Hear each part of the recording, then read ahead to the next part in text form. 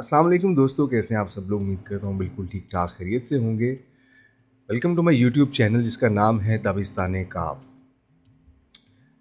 आप सुन रहे हैं एक बहुत ही खूबसूरत नावल जिसका नाम है जन्नत के पत्ते। उसकी अगली एपिसोड लेके आपकी खिदमत में हाजिर हुए हैं।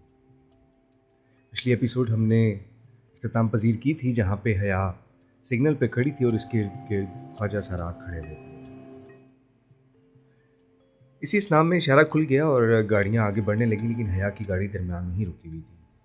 दूसरी गाड़ियों के हॉर्न बजने लगे, मगर दूर खड़ा पुलिसमैन खामोशी से तमाशा देखता रहा, मदद के लिए आगे ना बढ़ा। डोली ने पिंकी के कंधे पे हाथ मारकर चलने का इशारा किया। पिंकी ने लम्हा भर को गर्दन मोड़कर डोली को देखा तो इसकी गिरफ्त शीशे पे ज़रा ढीली हुई। हया ने आलम तैश में फ़ौरन शीशा ऊपर चढ़ाया। पिंकी ने चौंक कर देखा, फिर उंगलियां खींची, मगर वो मुस्तकिल मिजाजी से शीशा ऊपर कस रही थी। पिंकी की उंगलियां फंस कर रह गईं। वो छड्डोबाजी पिंकी झंझला कर हाथ खींच रहा था, मगर उंगलियां निकल कर नहीं दे रही थी। डोली ने गुस्से से शीशा बजाया, मगर हया तनफ्फुर से इन दोनों को देखते हुए बाजू लंबा किए शीशा आखिरी हद तक ले गई थी। अकब में गाड़ियों की कतार हॉर्न पर हॉर्न दे रही थी। कुछ गाड़ियां साथ से निकलने लगी थीं। दफ्तन पिंकी के दाएं हाथ की उंगली से खून की बूंद टपक कर शीशे पर रखी तो इसे जैसे होश आया। एक झटके से इसने लीवर नीचे किया। शीशा 1 इंच नीचे गिरा। पिंकी ने गुस्से से इसे घूरते हुए हाथ बाहर खींचा। गाड़ी आगे भगाने से कबल इसने बहुत गौर से पिंकी के हाथों को देखा। दाएं हाथ जिसकी कलाई पर कांटे का जला हुआ निशान था कि शहादत की उंगली से खून निकला था, और बाकी दोनों हाथों की उंगलियों के ऊपर कोरों की कतरें लकीर पे मोटी सी बुरी लकीर बन गई थी। यकीनन इसके हाथ जख्मी हुए थे, मगर इसे परवाह नहीं थी। वजन से गाड़ी ले गई। फिर इसने बैक व्यू मिरर में देखा। वो दोनों ख्वाजा सरा बार बार मुड़कर इसे गुस्से से देखते सड़क पार कर रहे थे। डोली ने पिंकी का जख्मी हाथ थाम रखा था और गुस्से से पलटकर हया की दूर जाती गाड़ी को देखते हुए कुछ कह रहा था। इसने सर झटक कर एक्सीलेटर पर जोर बढ़ा दिया। कम से कम इतनी उम्मीद उससे ज़रूर थी कि अब वो डोली इसका पीछा करने की हिम्मत नहीं करेगा। बहुत जल्द वो गलत साबित होने वाली थी। हया हया जैसे ही वो घर में दाखिल हुई, लाउंज में बैठे सलेमान साहब तेज़ी से इसकी तरफ बढ़े और उनके चेहरे पर गैज़ो गज़ब छाया था। वो डर कर पीछे हटी। तब ही पीछे फ़ोन की घंटी बजी।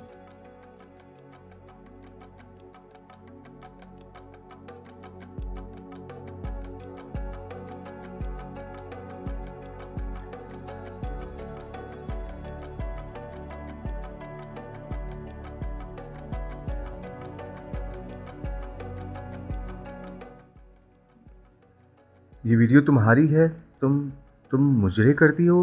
रोहेल जो सोफे पे बैठा था एकदम उठा और बहुत सी सीडीज इसकी तरफ उछाली। वहाँ सब मौजूद थे, ताया फुरकान, दावर भाई, रोहेल, सब। और एक तरफ इरम ज़मीन पर बैठी रो रही थी। दूर कहीं फ़ोन की घंटी मुसलसल बज रही थी। नहीं नहीं, वो सर हिलाते हुए खौफ से इनको कहना चाहती थी। इसका मुंह तो हिलता था लेकिन आवाज़ नहीं निकल रही थी। वो सब इसका खून लेने पर तुले हुए थे। दफ्तन सुलेमान सब आगे बढ़े और एक ज़ोरदार थप्पड़ इसके चेहरे पर फेंका। बेहया, बेहया। इसे थप्पड़ों से मारते हुए सुलेमान साहब कह रहे थे। इनके लब हिल रहे थे, मगर इनकी आवाज़ डोली की निकल रही थी। सुलेमान साहब नहीं, डोली बोल रही थी। डोली, डोली, पिंकी, बेहया, पिंकी की उंगलियां, फ़ोन की घंटी। वो एक झटके से उठ बैठी। कमरे में अंधेरा था। इसने हाथ बढ़ाकर टेबल लैंप ऑन किया। जर्द सी रोशनी हर सू फैल गई। इसने बेख्तियार दोनों हाथों से अपना चेहरा छुआ। वो ठीक थी, सब ठीक था। किसी को कुछ इल्म नहीं हुआ था। वो सब एक भयानक ख्वाब था। ओह खुदाया। वो निढाल सी बैकग्राउंड के साथ पीछे जा लगी। इसका तनफ्फुस तेज तेज चल रहा था। दिल वैसे ही धड़क रहा था। पूरे जिस्म में पसीने ही पसीने थे। फ़ोन की मखसूस टोन इस तरह बज रही थी। हाँ, बस वो घंटी ख्वाब की नहीं। इसने साइड टेबल से मोबाइल उठाया और चमकती स्क्रीन को देखा। Private number calling. चंद लम्हे लगे थे इसे एक फैसले पे पहुंचने में और फिर इसने फ़ोन कान से लगाया। मेजर अहमद, मैं आपके ऑफिस आकर रिपोर्ट करवाने के लिए तैयार हूँ। कल सुबह 9 बजे मेरे घर की बैक साइड पर मौजूद ग्राउंड के एंट्रेंस गेट पर गाड़ी भेज दें। 9 बजे शाम।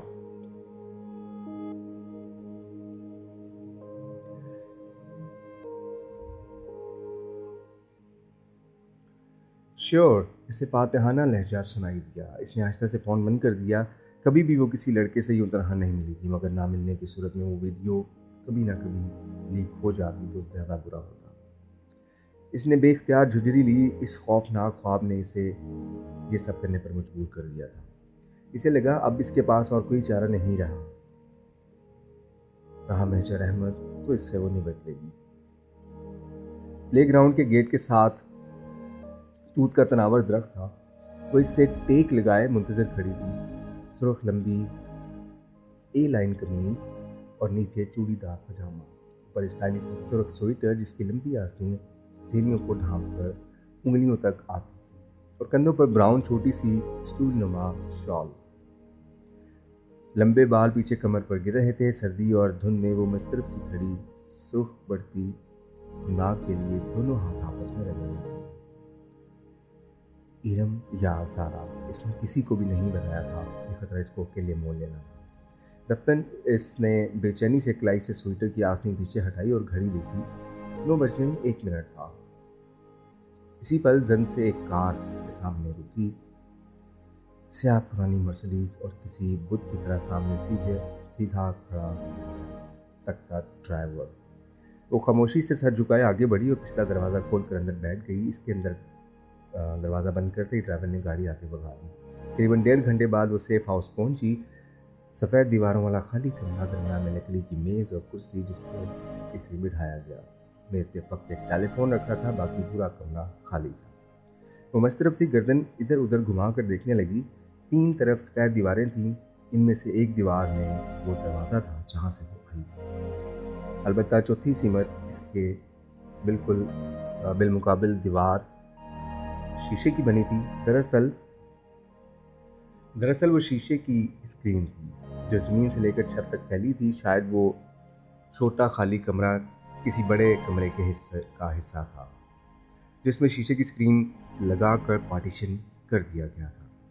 इसने ज़रा गौर से स्क्रीन को देखा। इसका शीशा मुकम्मल तौर पर धुंधला कर दिया गया था, जैसे मशीन फेर कर फ्रॉस्टेड किया जाता है।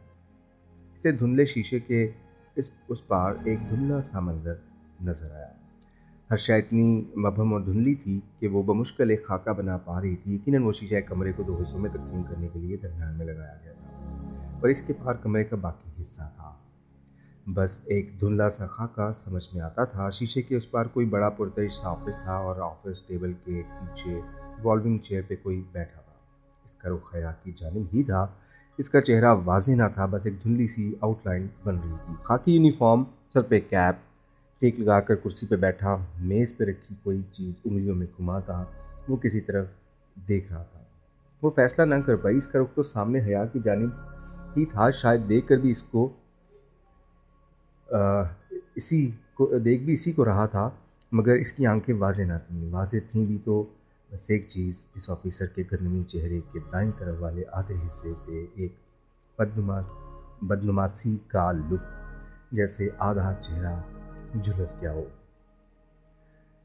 दफ्तन वो शख्स आगे को झुका और मेज से कुछ उठाकर कान से लगाया। गालिबन फ़ोन का रिसीवर ट्रेन यकदम हया के सामने मेज़ पर रखा फ़ोन बजने लगा। वो चौंकी। फ़ोन मुसलसल बज रहा था। क्या वो शख्स इसे कॉल कर रहा था? इसने धड़कते दिल से रिसीवर उठाया और कान से लगाया। हेलो, अस्सलाम वालेकुम miss Haya Suleman, this is major Ahmed. वही भारी नरम गरम सा खूबसूरत लहजा। वालेकुम अस्सलाम। वो फ़ोन हाथ में पकड़कर कान पे रखे एकटक सामने स्क्रीन को देख रही थी जिसके पार आधे झुलसे चेहरे वाला ऑफिसर फ़ोन थामे बैठा था। क्या वही मेजर अहमद था? मैं उम्मीद करता हूँ कि आपको ज़्यादा तकलीफ़ नहीं दी। जी, इसने घुटन महसूस की थोड़ी सी। मेरे सामने लैपटॉप पे तमाम सिस्टम खुला हुआ है। मुझे एक क्लिक करना है और आपकी वीडियो सफ़ाए हस्ती से यूँ मिट जाएगी जैसे कभी बनाई ही नहीं गई थी। दीवार के पार इस धुंधले मंज़र में बैठे इस ऑफिसर के सामने भी एक लैपटॉप पड़ा था। तो वो मेजर अहमद था, मगर सामने क्यों नहीं आता था? और शहर के एक एक बंदे से मैं ये वीडियो निकलवा चुका हूँ। बोलिए हया, मैं क्लिक कर दूँ और वो रिपोर्ट? समझे वो दर्ज हो गई। इसे लगा कि मुस्कुराया था। मगर आपने कहा था मुझे रिपोर्ट के लिए। गलत कहा था, एक्सक्यूज़ बनाया था। बाज़-औक़ात बहाने बनाने पड़ते हैं तब जब मज़ीद सब्र नहीं होता, समझी? फ़ोन को जकड़ा, इसका हाथ पसीने में भीग चुका था। ये शख्स इतनी अजीब बातें क्यों कर रहा था? आप क्लिक कर दें, बमुश्किल वो कह पाई। वो शख्स झुका, शायद बटन दबाने, और फिर वापस पीछे होकर बैठा। कर दिया। Oh thank you major Ahmed. इसका गला रंधने लगा था। एक बात पूछूं? जी। क्या ये वीडियो जाली थी? नहीं थी तो असली। तो आप इतनी डर क्यों नहीं थी? जाहिर है ये हमारी फैमिली वीडियो थी और शादियों पे डांसेस की वीडियो हम नहीं बनवाते। क्यों? वो पे दर पे सवालात कर रहा था। क्या मतलब क्यों? शादियों की वीडियो सर्कुलेट होती है हर जगह। क्या अच्छा लगता है हमारी डांस की वीडियो पराए लोग देखें? मगर पराए लोग लाइव तो देख सकते हैं। गालिबन इस वीडियो में मुझे वेटर्स, मूवी मेकर और डीजे नज़र आ रहे थे। वो भी तो पराए मर्द है ना? मैं समझ नहीं पाया कि अगर आप इस तरह रक्स करने को सही समझती हैं तो वीडियो के बाहर निकलने पे परेशान क्यों थी? चाहे मूवी मेकर, वेटर, डीजे देखें या इंटरनेट पे मौजूद मर्द, बात तो एक ही है। अगर आप इसको गलत समझती हैं तो आपने ये किया ही क्यों? मैं आपके सामने जवाब दे नहीं हूँ। वो दरस्ती सी बोली तो चंद लम्हों की खामोशी छा गई। ठीक कहा आपने। खैर, इसने गहरी सांस ली। एक बात पूछूं? पूछिए। अब के इसकी आवाज़ में अजनबियत दर आई थी। कभी कोई आपके लिए जन्नत के पत्ते तोड़ कर लाया है? हम दुनिया वालों ने जन्नतें देखी ही कहाँ है मेजर अहमद? इसके चेहरे पर तलखी रकम थी। तभी तो हम दुनिया वाले जानते नहीं कि जन्नत के पत्ते कैसे दिखते हैं। कभी कोई आपको ला दे तो इन्हें थाम लीजिएगा, वो आपको रुसवा नहीं होने देंगे। इसके चेहरे की तलखी सुकूत में ढलती गई। वो ठहर सी गई। धुंधली दीवार अभी तक इसके सामने थी। कौन था इस बार? आप सुन रही हैं? जी मैं सुन रही हूँ। मैं चलती हूँ अब। और रिसीवर कान से हटाने लगी थी कि वो क्या उठा। एक मिनट, एक आखिरी सवाल करना है मुझे। वो उठते उठते वापस बैठ गई। जी पूछिए। आप मुझसे शादी करेंगी? इसे जोर का धचका लगा था। वो फटी फटी निगाहों से धुंधली दीवार को देखते रह गई। बताइए मिस हया। इसके लब भिंच गए। हैरत और शॉक पर गुस्सा गालिब आ गया। मिस हया नहीं, मिसेस हया। चबा चबा कर एक एक लफ्ज़ बोलती वो पर्स थाम कर उठी। फ़ोन का रिसीवर अभी तक पकड़ रखा था। क्या मतलब? वो वाज़े चौंका था। अफसोस कि मेरे बारे में इतनी मालूमात रखने के बावजूद आप मेरे बचपन के निकाह के बारे में नाइलम हैं। वो निकाह जो मेरे कज़न जहां सिकंदर से मेरा बचपन में रहा किया गया था। मैं शादीशुदा हूँ और मेरा शौहर तुर्की में रहता है। ओह, आपकी वो रिश्तेदार फैमिली जो कभी पाकिस्तान नहीं आई। जानता हूँ आपकी पुप्पो का ख़ानदान जो ज़िल्लत और शर्मिंदगी के बारे अब शायद कभी इधर का रुख नहीं करेगा। आखिरकार नामा भी तो बहुत शर्मनाक सरंजाम दिया। इनका इंतज़ार कर रही हैं आप? अरे बचपन का निकाह तो कोर्ट की एक ही पेशी में ख़त्म हो जाता है। Shut up, just shut up major Ahmed. वो चिल्लाई थी।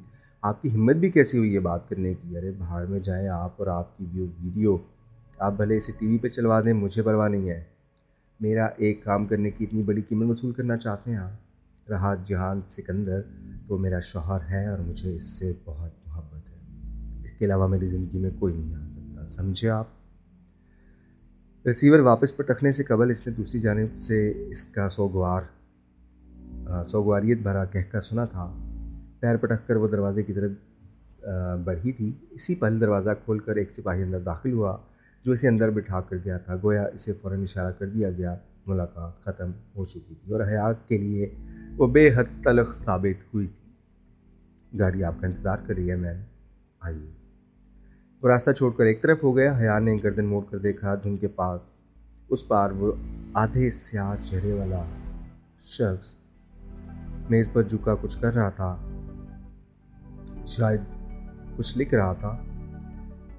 इसे लगा इसने इसकी मेज़ पर किसी सुर्ख शय की झलक देखी है, शायद सुर्ख गुलाबों के गुलदस्ते की, या शायद इसका बहन था। जिस लम्हे वो इस पुरानी मर्सिडीज़ की पिछली नशिस्त पर बैठी तो खुले दरवाजे से इसी सिपाही ने झुक कर एक सुर्ख गुलाबों का बुके इसे थमा दिया।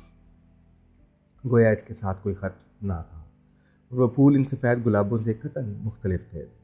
फिर भी इसे यकीन हो गया कि वो गुमनाम खतूत भेजने वाला मेजर अहमद ही था और वो इसे बहुत पहले से जानता था। कि जाकर अपने मेजर अहमद के मुंह पे दे मारो। इसने बुके वापस सिपाही के बाजुओं पे फेंका और दरवाज़ा फटाक से बंद कर दिया। मर्सिडीज जन से आगे बढ़ गई।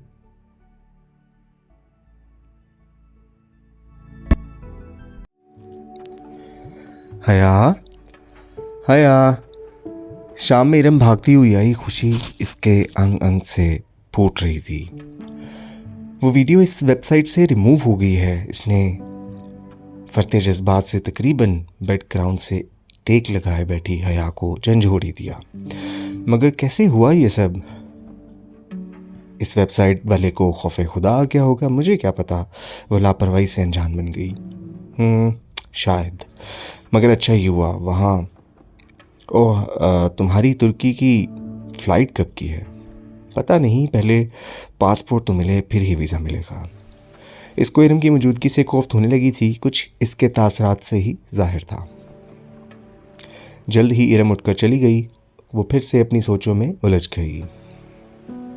मेजर अहमद, इसका आधा झुलसा चेहरा, सामने ना आना, पर्दे के पीछे से बात करना, और वो इसकी अजीब फ़लसफ़ाना बातें, जन्नत वगैरह का तज़किरा, बाज़ पुरस करना, और फिर शादी का सवाल।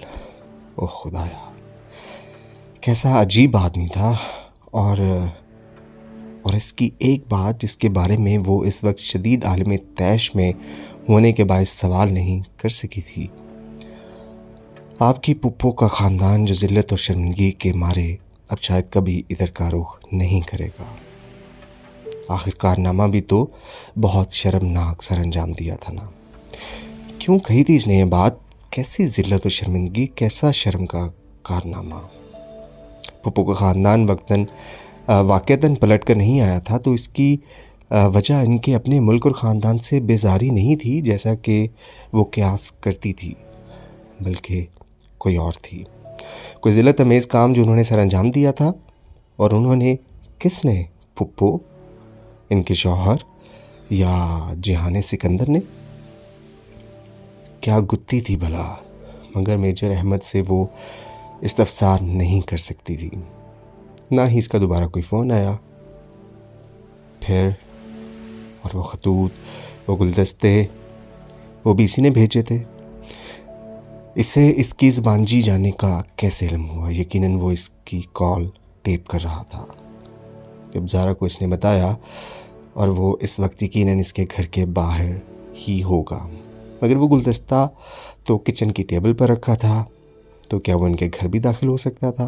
और इसके कमरे में भी? खौफ की एक लहर ने इसे अपने हसार में ले लिया। वो उठकर कमरे का दरवाज़ा लॉक करने ही लगी थी कि फातिमा बेगम दरवाज़ा खोल कर अंदर आईं।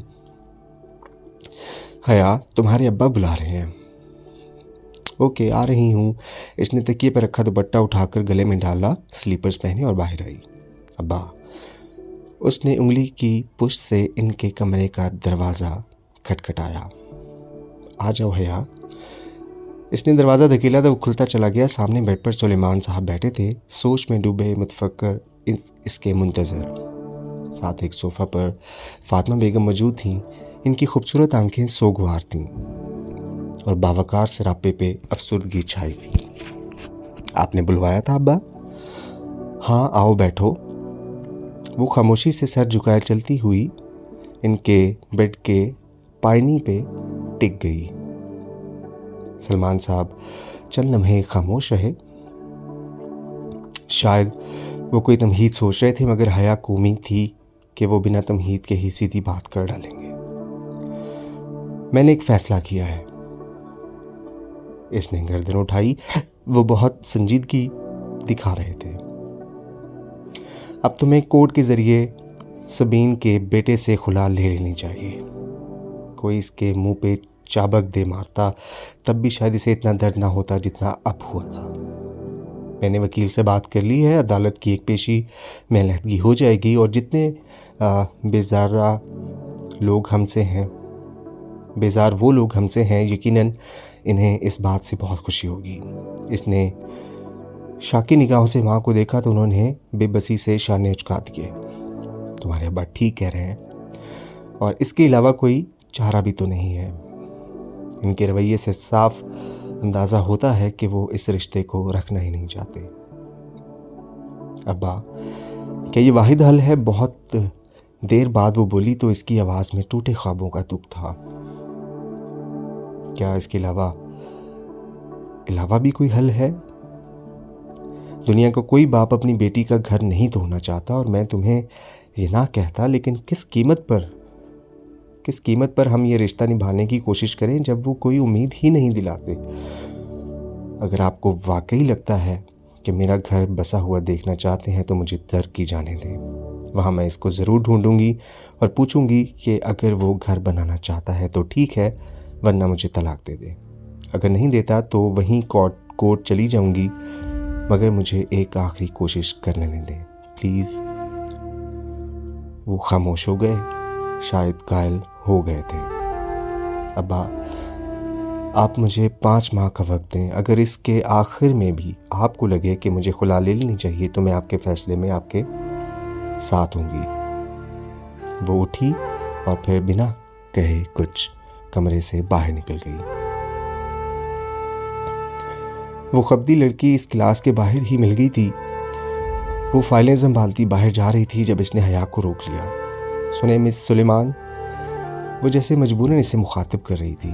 हया ने कोफ से पलट कर देखा, वहाँ खदीजा राना खड़ी थी, आंखों पे बड़ा सा चश्मा लगाए, बालों की ऊंची पोनी बांधे, सीने से फाइल लगाए।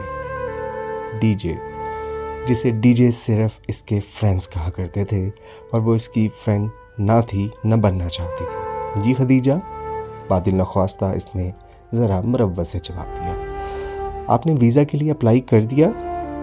दरअसल मैम फरखंदा ने कहा है कि हम दोनों को जल्द अज जल्द वीज़ा के लिए अप्लाई करना चाहिए, क्योंकि फरवरी के पहले हफ्ते में हमने इस्मान जी को ज्वाइन करना है और आज 13 तारीख है। हमारे पास बस 15 दिन है और तुर्की का वीज़ा 15 दिन में कभी नहीं लगा करता। वो परेशानी से तेज़ तेज़ बोले जा रही थी। इसकी बात कुछ ऐसी थी कि हया को संजीदा होना पड़ा, वरना अभी तक वो अब्बा की कहीं बातें ही सोच रही थी। ओह, तो तब हमें क्या करना चाहिए? कल लाजमन टर्किश एम्बेसी जाके वीज़े के लिए अप्लाई करना है। आपको पता है टर्किश एम्बेसी का अजीब सा रोल है कि हर रोज़ सबसे पहले आने वाले 15 उम्मीदवारों का ही इंटरव्यू होता है।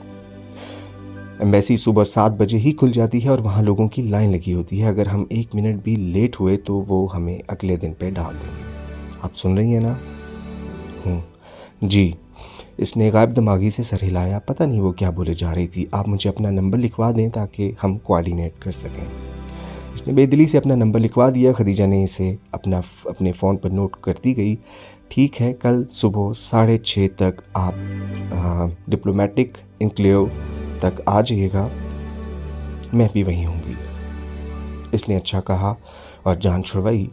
और प्लीज़ देर मत कीजिएगा, ये ना हो कि आपकी वजह से मेरा भी वीज़ा रह जाए मिसेस सुलेमान। वो नाक चढ़ाकर ये जता के गई कि आखिर वो भी खदीजा राना है।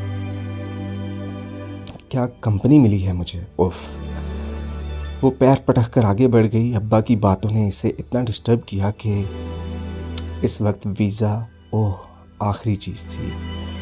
वीज़ा आखिरी चीज़ थी जिसके बारे में वो सोच सकती थी।